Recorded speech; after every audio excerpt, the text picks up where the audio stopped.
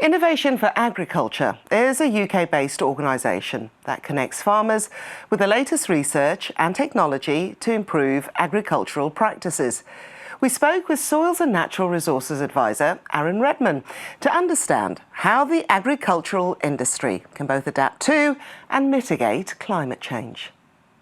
Arran Redman from Innovation for Agriculture, thank you so much for joining us. Can you start by telling me a little bit about Innovation for Agriculture? Innovation for Agriculture are a charity, and we provide an impartial platform that bridges the gap between innovation and research to on-farm practice. So we have a consortium of partners who we work very closely with, and then we build on the trusted relationships that we have with farmers to test different innovations, to gauge their responses to policy changes, to things like climate change. And we know there are so many challenges facing farmers. How are you helping with that?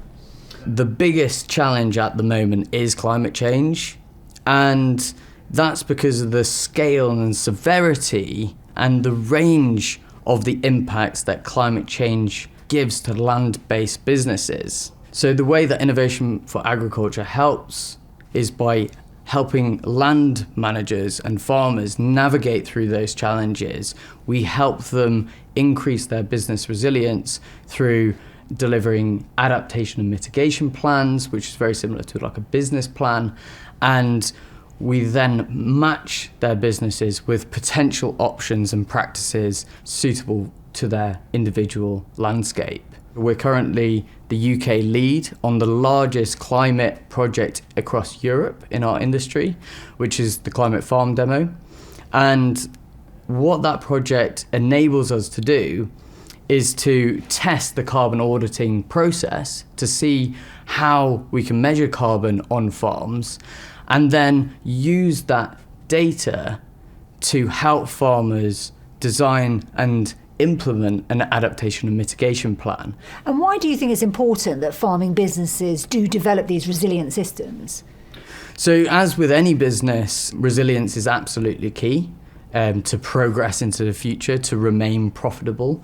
But specifically to change what you're doing already to become more resilient, to increase your adaptation for the impacts of climate change and to mitigate against emissions of greenhouse gases. That's important because collectively we're working together to reach those net zero goals. Farming is in a unique position where they can mitigate not only by reducing the amount of emissions that they're producing, but they can actually sequester carbon, draw carbon out of the atmosphere and into the ground through soil carbon, hedgerows and woodland. When we talk about smart farming, what do we mean by that? Smart farming in general is adopting many different innovative and technological solutions to your daily on-farm management.